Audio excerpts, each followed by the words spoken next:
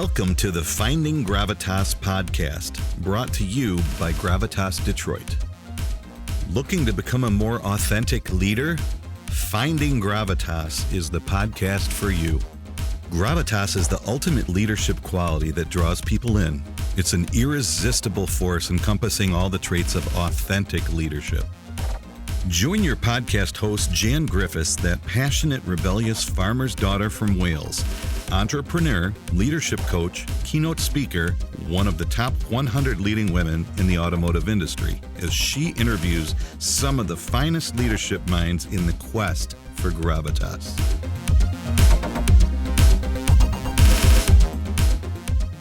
In this episode, you'll meet Heather Klish, a wife and mother of 3 young children with an extremely demanding global role in automotive manufacturing that she handles so well, with a calm demeanor and a constant flow of positive energy.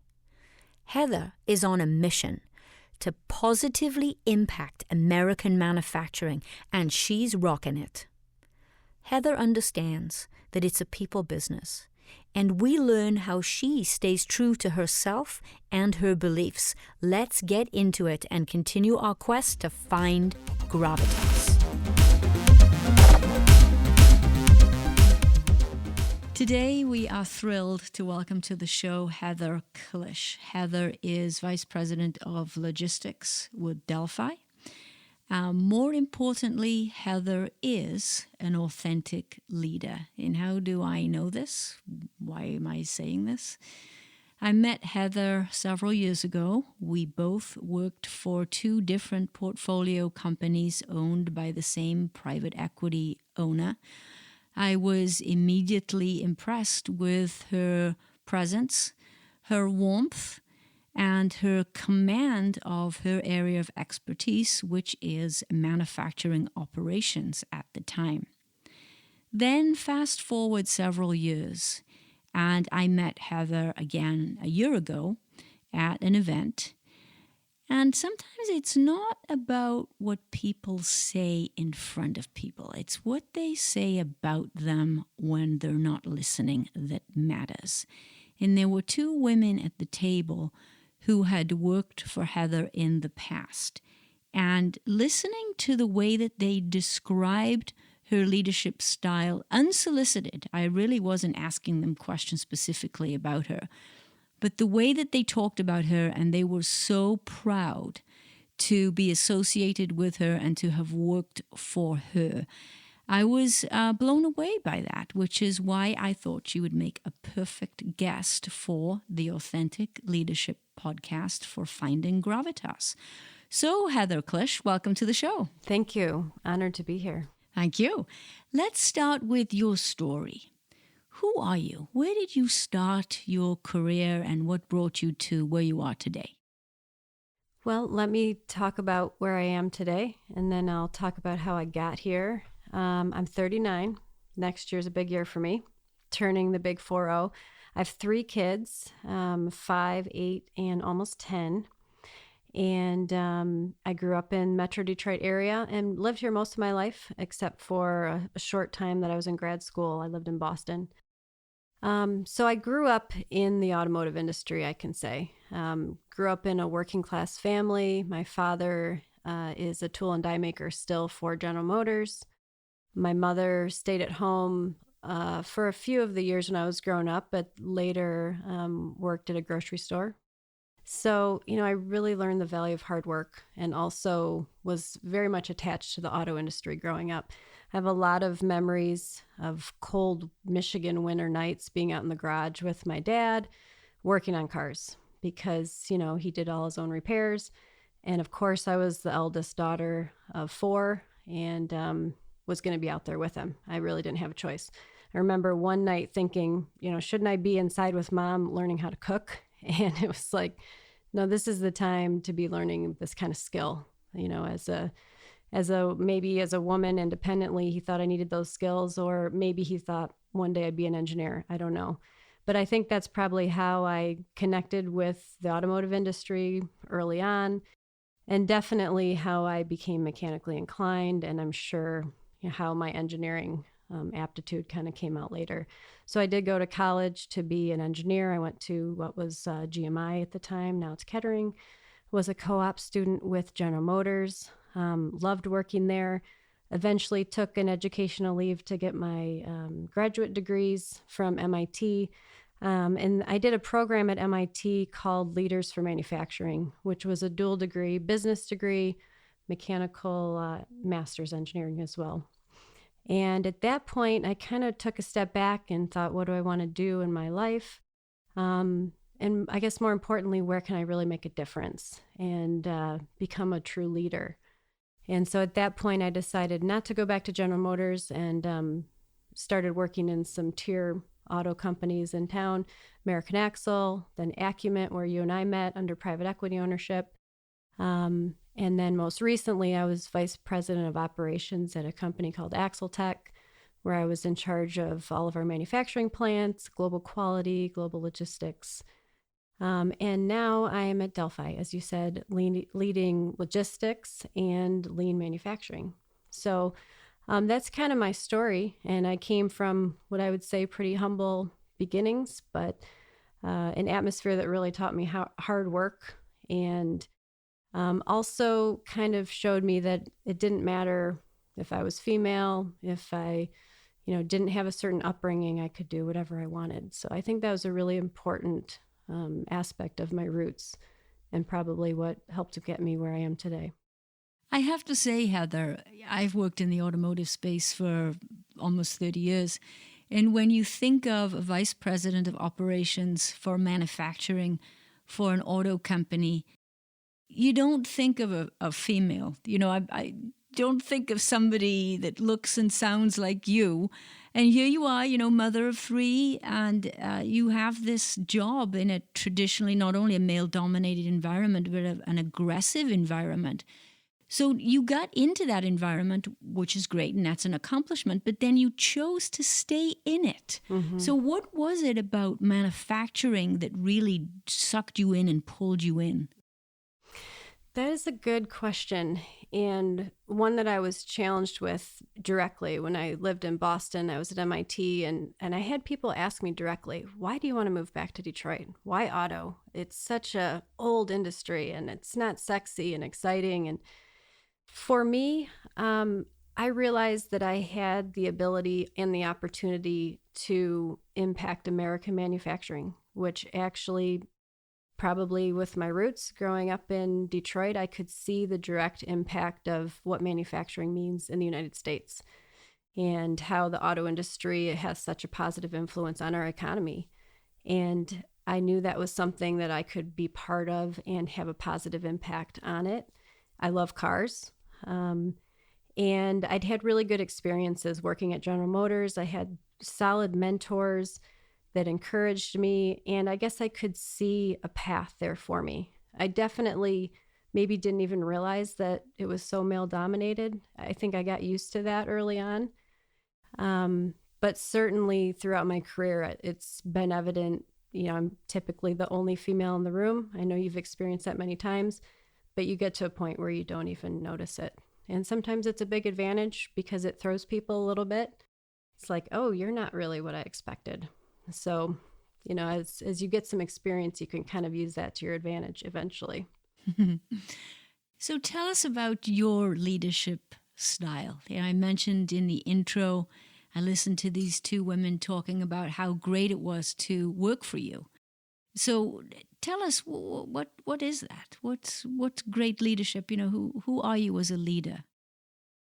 I would say that being authentic is so important to me. I just don't have the ability to really function in a false way or to imitate others or to be kind of a phony, to use that kind of cliche word. So what's most natural to me is to be myself. And for me, that means building relationships and earning people's trust, respecting them, learning what makes them tick. And I think in so doing, we kind of create a relationship that has a mutual respect to it. So I recognized a long time ago, especially often being the youngest person in the room, that I don't know everything and that people have a lot to offer. And so I really value having a team that knows more than I do. So I can really harness their potential, their leadership skills, their expertise to make us better. So I really thrive in environments where we can be collaborative and have strong teamwork. And, I have no fear of, I'll make the tough decision, but before I do that, I'm going to really listen and learn and get people's ideas. And if we can't kind of all agree, because a lot of times when you do that, you can agree because people will see each other's opinions and you create that environment where there's respect. But sometimes I have to make the tough call, and I feel good about my choices when I do that because I've listened to everybody's expertise. So that's the type of leader that I am. I try to really create a trusting environment, strong relationships, and I'm very motivated when I understand my team and what they value because I want them to be comfortable. I want them to be motivated and feel appreciated. And I think that all contributes to performance. You use the word trust a lot, which I love, and collaboration. And you talk about surrounding yourself with smart people and you listen to them and you value the people on your team. However, that is not the typical operations leader model that we have grown up with. It's very much command and control, positional power. I am the boss. I will tell you what to do. And there's this sense that if you don't follow or conform to that model, that you're weak. But you have defied that because you have been able to operate as a leader with tremendous progression in your career as a leader in operations, in automotive, and still stay true to your authentic leadership style. How so? I've worked in those environments, as I know you have, and I had a leader long ago that said something like 99% of life is negative knowledge, which I thought was a very pessimistic view. Who wants to have a life that's full of negativity? But I think what he meant was sometimes that's the best way to learn, when you see people behave in a way that you don't want yourself to model as a leader. So I've definitely worked in the very hardcore, old school, collaborative environments that kind of are typical of automotive or used to be.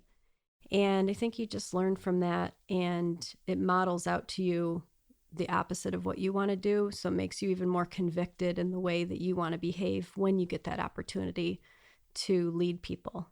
So I think I've had a lot of great opportunities to see good leadership and bad leadership. And somehow all of that kind of melds together into who I am today. Interesting. How has your leadership style changed or evolved over the years? It's evolved a lot. I used to be more of the stereotypical introverted engineer. That's kind of how I started my career.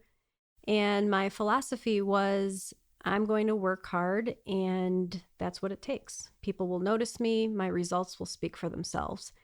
And I was happy to kind of be in my cubicle doing my own thing.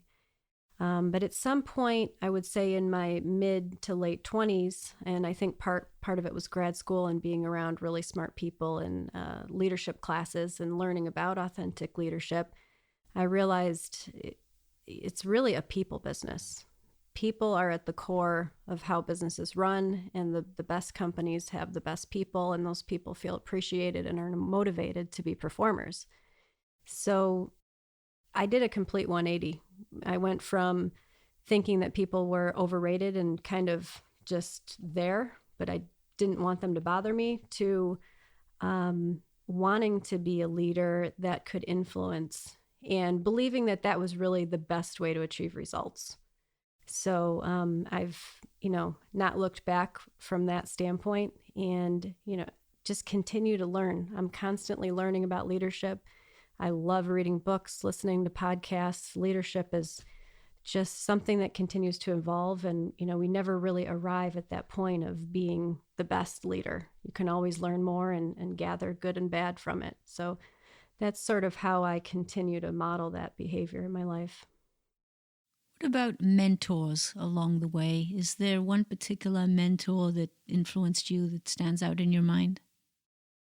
Mentors are so important, I think, especially for females or for minorities. I feel very blessed that I've had quite a few as I look back. One in particular I think of early on was actually formally assigned to me when I was at General Motors as a student. He was Mark Cieslak, an assistant chief engineer, and he challenged me to draw out my career path at General Motors, which at the time was a 30-year diagram because I thought I would retire from GM. And it helped me to kind of see a plan, which was very powerful for me to kind of have a path. Even though I knew it wouldn't work out exactly as I'd written it down, it gave me a potential option to get where I wanted to be. So that was a really good exercise early on. And another way that Mark influenced me tremendously was at a meeting with a lot of people I didn't know. One day he introduced me. I was a co-op student, and he told everyone in the room that someday I would be a vice president of General Motors. And I was mortified to get that kind of attention at the time, but it's so important to speak those things to people that we want to mentor and that we want to encourage, because just saying it gave me power and motivation and something I'd never thought of before. At that time, I don't know how many female VPs there were, and Mary Barra certainly wasn't in power at the time. So now we have some really great examples to look at. But as a young student, to have someone I admired say that about me really has carried on with me throughout my career. And I like the idea of the power of visualization, the encouragement to really map out what your future would look like. Right. And I think that's something that we need to do more of in business today that we haven't done in the past. So let's take that and apply that to a team, any team that you've led or are leading today. How do you really get people to galvanize together around a vision or a mission? How do you do that? Well, I'm really big on having goal alignment, but that starts with giving them something they can see. And so when I start out, oftentimes I don't have all the answers when I begin, but I desire to create that vision and let people know, look, maybe I don't have it all figured out yet, but come alongside me and be part of creating that vision. So I tend to, right off the bat, try to create a collaboration where I let people know their voice matters. And if you want to be part of the future, help me right now start planning for it. And so, I do a lot of workshops, whether it's strategic brainstorming or workshops on specific strategies. I have one next month that we're going to plan for a European plant where we're going to talk about our 2020 plans in 2021. And, we're going to start from scratch. And it's the team. I'm going to push them to put pen to paper. And by the time we're done with our 3-day session, we're going to be aligned and have a vision. Now I have some preconceived notions about what that's going to look like, and I'll provide a lot of guidance and leadership. But I think it's so important for people to be engaged and be part of crafting that vision, because then there's going to be better buy-in and follow-up and accountability.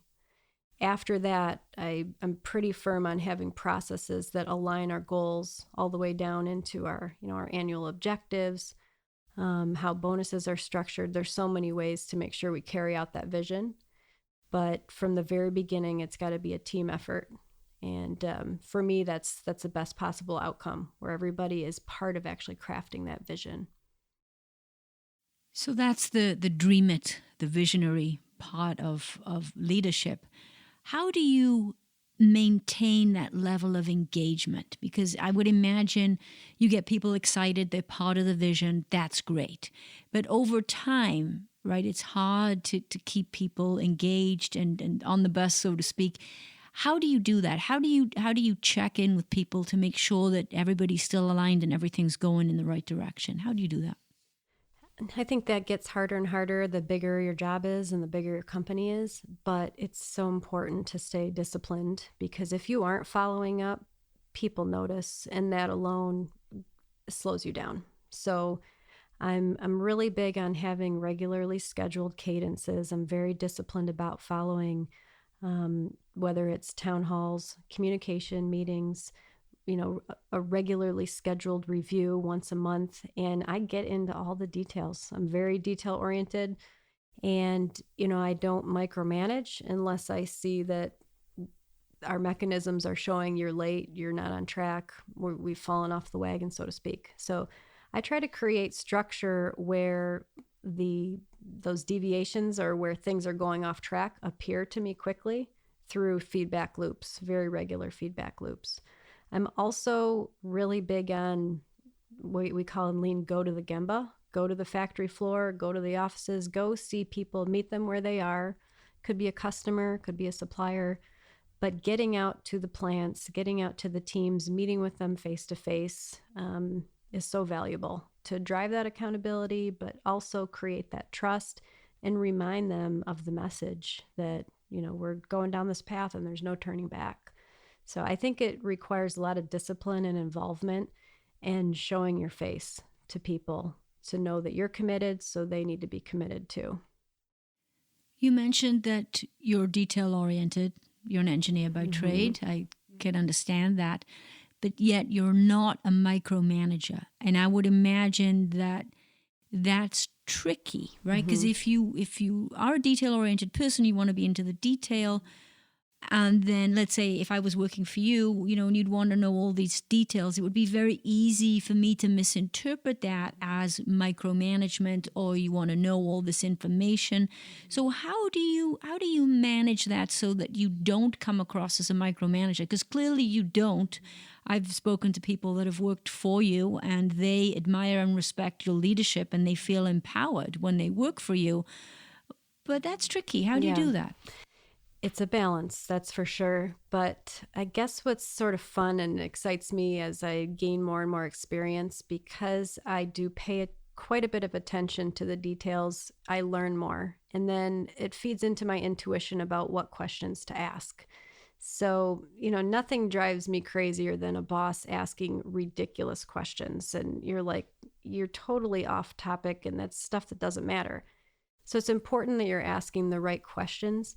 And of course, the more experience and intuition you have, you already kind of know intuitively where the hot spots are going to be, where the pitfalls might be. So you ask those detailed questions, and people catch on quickly, like, okay, she knows her stuff. I can't pull the wool over her eyes. I really need to be on top of things. And it just helps kind of sniff out where to put your attention and your resources. So those are the kind of questions I'm talking about. And sometimes they're questions just to help me learn enough that, I can be dangerous. But I'm also really big on accountability. When you have a big job, you can't have your fingers in the pot. You can't possibly know everything that's going on. So sometimes asking the right questions help you quickly understand if people are doing their jobs and if you can trust them to continue out through the rest of the detail of that project. So, asking those questions is really big for me. I'm not big on just telling people what to do. I like to ask a lot of questions, and that ends up guiding me as to where I need to spend my energy and where the pitfalls might stand. Tell me about Gravitas. I have taken the liberty of redefining the word, or rather expanding the definition as it applies to leadership, to mean that what is that irresistible quality that pulls you in to a leader, that makes you want to follow that leader from company to company.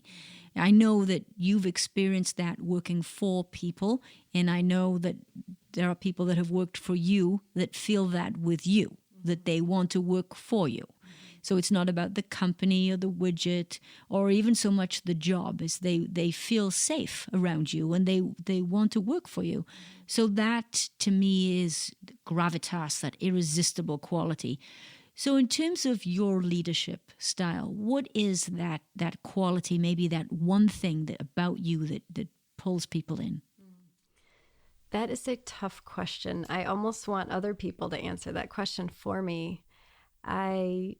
Because I don't really know. It's somewhat of an intangible thing, I think. When I look at other leaders, the the things that come to mind that I try to model, the number one thing is integrity. And I think if you talk to people about me, I hope they would tell you that that's number one.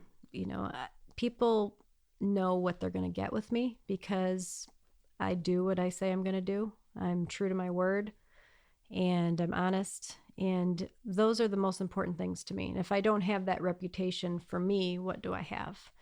And I also think that builds trust. So when I look at people where I see real gravitas and leadership, it's a very high level of trust. I feel safe with them. I know they'll have my back and I'll have theirs. And so I know that I've had people on my teams that would run through a wall for me. And we worked really hard to get to that point. And sometimes it was me kind of catching the arrows on my back, sometimes publicly to protect my team. But that's kind of what I do. And I think that creates a safe zone to build that relationship and that trust. And when I see models or leaders that I want to model or that I want to follow, those are the first two things I think of, integrity and trust. And from there, I think so many other benefits follow, performance and relationships, et cetera, et cetera. So I think integrity and trust are probably the top two on my list. Yes, and I think the trust is at the foundation of great leadership. There's no question about that. And when you have trust, not only do you engage the hearts and minds of people, but speed increases. Yes, there's that book, The Speed of Trust. The Speed of Trust. So speed increases and cost comes down. And after I read that book, the Stephen Covey book, I thought, wow, that is so true. I had never really thought about it in those hard terms because we often think of trust as a soft skill, something very touchy-feely, but it isn't. There are very hard, tangible benefits when you build trust. So it seems that you understood that very early on, and it's a foundation of your leadership style. How do we encourage others to embrace building this foundation of trust? Well, I think number one, you lead by example. That's really the best, tried and true method to model that. And often when you show that that's the expectation, people will rise to that level of expectation. And I think also it's important when that behavior is not modeled in our organizations to call it out, maybe privately with our peers. Sometimes that's effective, sometimes it's not. But often people have come from other backgrounds and cultures where certain behaviors were okay. And when you work with those people, you need to set boundaries and let them know, no, that's not going to work for me or for my team. And that can be tough to confront sometimes, but usually is effective. And I think that's also a very effective way to earn the trust of your people and let them see that this is how I model my behavior. I expect the same with you and your teams. So really, other than leading by example, I don't know how else to reinforce it. One other method that I use when I start at a new job or I have a new team is I actually have a written document that I call my leadership compass. And I write out my personal leadership philosophy. And in the document, I basically try to explain how I operate and what I expect. And of course, trust and integrity is a big part of what I have written there. I talk about some of my hot buttons, like these are the things, if you do them, will get me really upset. And so I really, right off the bat in black and white, I put on a piece of paper, this is how I expect you to operate. And this is how I promise to operate in the culture that I'm going to try to create on our team. So from the very beginning, I try to set it out very clearly and then hopefully model that behavior going forward. So do tell, what are some of those hot buttons? I want to know. Share one or two. I have a lot of them. Come on, share a couple. The older you get, it's like that part gets longer and longer. One of them, some of them are like mantras that I've learned from other leaders. And one that comes to mind is, tell me the truth and tell me early. Bad news doesn't get better with time. I want people to be upfront, honest, bring me the bad news. Don't cover it up. I've seen that happen in so many organizations where leaders don't want to hear the bad news. And it becomes a situation where people will only tell them the positives. And it's a very, very bad situation to have. So that's one of them. And then other things are simple, like, meet your deadlines. tell me if you're not going to meet your deadline. Let's have a conversation. Very simple things like that. But believe it or not, a lot of managers are inconsistent on those types of things. So I try to just put it out there. I think that's a great practice. What advice would you give your 25-year-old self today? So if you were to look at yourself and you were 25 in today's environment, what advice would you give yourself knowing what you know right now? I would say that it took me quite a few years to really see that the things that were different about me were valuable. And if I could have seen that earlier, I could have been much more influential, I think, earlier on. Once I kind of understood that I had maybe some diversity, but a unique perspective, once I realized that that was helpful and important, I started speaking it more often. And it took me a number of years to realize that I should just say what I'm thinking, because half the time somebody else says the same thing and it's like, oh, that's what I was going to say. But I was too unsure of myself to say it. Or other times, other people should be thinking it. And it was a very good thought that I should put out there. So for me, it took me a little while just to have that confidence that I really had a lot to offer. And as I had more experience and more successes, that continued to grow and come out more and more. But if I could go back, I would try to expedite that process a little bit and let myself know, you're going to get there. You've already had the experience and you have the intelligence. So, just start now. Don't hold back. Yeah, and I completely relate to that. I know that there's been many times in my career when I wanted to ask the question. Yes. And then somebody else asks the question, right. And you think, oh, I was going to ask that question. And then everybody turns around and says, well, that was a really good question. Right. And you're going, oh, why didn't I just do that? And I think there's so many people out there. And some people say that that's a gender thing. I think it's not just a gender thing, but I think that it happens to a lot of people. It's just getting that confidence and feeling comfortable with who you are in your own skin and your own thoughts to be able to put that out there. And then as I think about situations where I've been there, it's fear of looking stupid and fear of upsetting somebody in that room that has the power to control your paycheck. And as a single mom, I wanted to make sure that I did not upset the one that influenced my paycheck. And that drove a fear in me to speak up. And I think that a lot of people face that fear, and we have to. So how do you help people get through that? Mm-hmm. I try to recognize when I see that happening with young people. I love mentoring and coaching and just having relationships with younger people. It really adds a lot of value to me, and I feel really good when I can add value to their lives and their careers. But I will actually observe in meetings that people are, sitting in the back of the room or not bringing up their opinions, or maybe after the meeting they have all these things to say, and I'll call them out, individually, of course, and say, look, in the next meeting, I want you to be more vocal.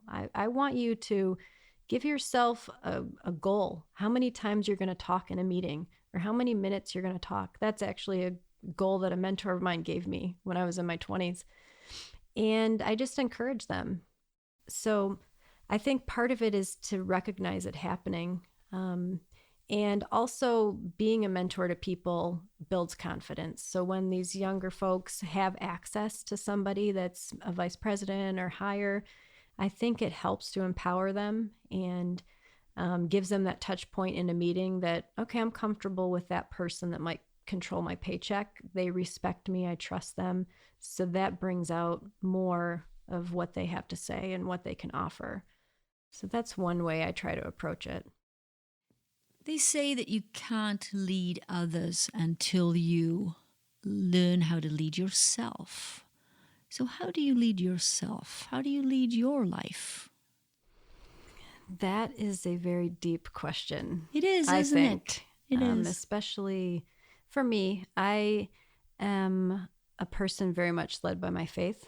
For me, that's where it starts.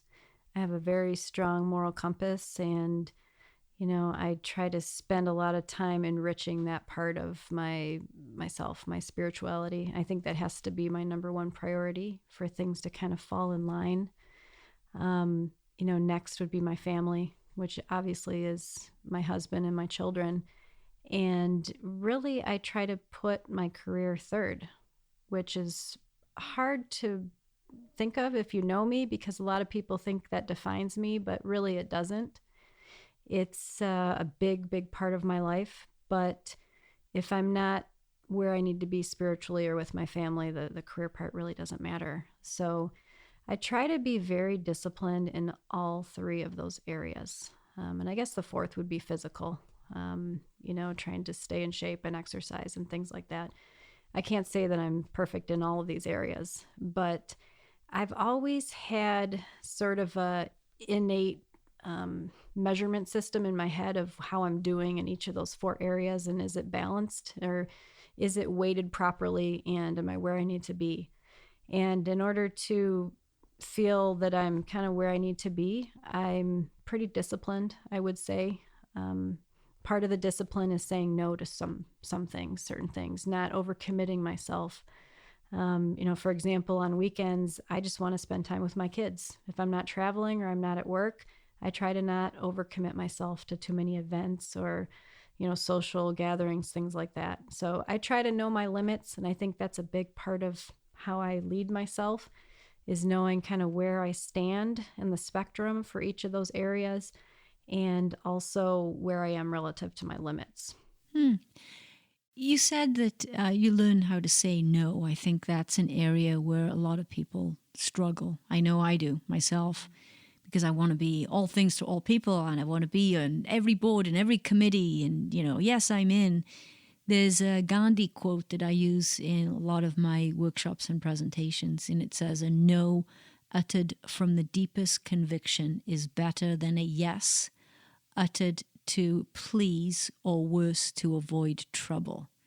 And I love that quote, because I think it says it all, right? We've all, as human beings, we struggle with this all the time. It's much easier to say, "Oh, yeah, okay, yeah," right? Because you just don't want to say no. But if it comes from a good place and you're truly authentic about it, then it's okay. But feeling comfortable with that is difficult. So how would you, let's take that. I mean, I know we were talking about leadership in your personal life, but let's take that now and bring that into the workplace. So when you see people who are struggling because they're doing too much, they're on too many teams, how do you help them gain that courage to say no? I think that it's important to set priorities. And that can be a great tool to help people say yes or say no, or realign things kind of in the right order. And so I just had an example of this today, where there's just so many things to do on an action register. And we had to kind of look at it at a basic level and say, let's Paretoize these. Let's put these in descending order, or whatever makes sense for you. And let's talk about each one and make sure they deserve to be on the list. And because it's sometimes hard to say no, and when you see an opportunity, of course you want to fix it, and it gets put in on the action register, and all of a sudden it's red, and it's like, well, I didn't do my job. Well, if you kind of do the upfront planning and prioritization, then you're aligned on the things that matter. And then there's not the disappointment and frustration later when you don't get to the things that probably shouldn't have been on your list in the first place, or maybe they're distractions, or you can get to them in phase 2, phase 3. So I think it's really important to take a step back, look at, okay, where are we going? What are the areas that we can focus on? How do we rank them? And let's kind of put timing to that. Maybe it has to be in phases, phase 1, 2, 3. But typically when you just take a step back and walk through that with people, then they start to understand that, okay, maybe it's okay, I can't do everything at once. Can't boil the ocean, one chunk at a time, whatever that quote is about the elephant. I think we all get in that trap where there's just so much to do. When we're working on so many different things, keeping that positive energy and positive outcome is often challenging. Every interaction I've had with you, you have this ability to maintain a positive outlook. I've never heard you go into a negativity ever. Even when you and I were challenged with an impromptu presentation with our private equity owners several years ago, and we had to present in front of 35 CEOs or something ridiculous. And we were faced with some, that was the fun part of the job, right? But we also had some challenges. We had tough private equity ownership. And I never, ever, heard you speak badly about the leadership or what was requested of us. And that's something that it always impressed me with you. But how do you maintain that positive attitude and positive energy that is so vitally important for authentic leadership? Well, first of all, I've learned that you never want to speak directly after Jan Griffiths. Okay, so when we were offered that chance to speak in an impromptu presentation, but it was an opportunity. I looked at it like, I really admired you. I was pretty junior, and I thought, wow, I'm going to be on the stage with Jan. And of all of these CEOs, they're picking the two of us to present, and we had 5 minutes to prepare. So I guess that's my tendency, is to think of things as opportunities. I mean, I've definitely been in very dire situations where you're on the brink of bankruptcy, and at times I'm worried about losing my job, but there's always opportunities to fix it. Nothing's unfixable. And so I've been in many turnaround situations now in my career that I know there's going to be a light at the end of the tunnel, and we just need to find that light and kind of spell it out to people so they can have the line of sight to it. Anytime I see a problem, I just have that mentality of, well, let's fix it. And I think it's fun to fix things and implement systems, and that is a really rewarding aspect of my career. Some people don't like that, but that's something I thrive on. And I like to put people in place and create teams to fix things. So that, I think, gives me a better perspective of, this is a problem, but it's an opportunity. And it's just a mindset of thinking of it that way. Great.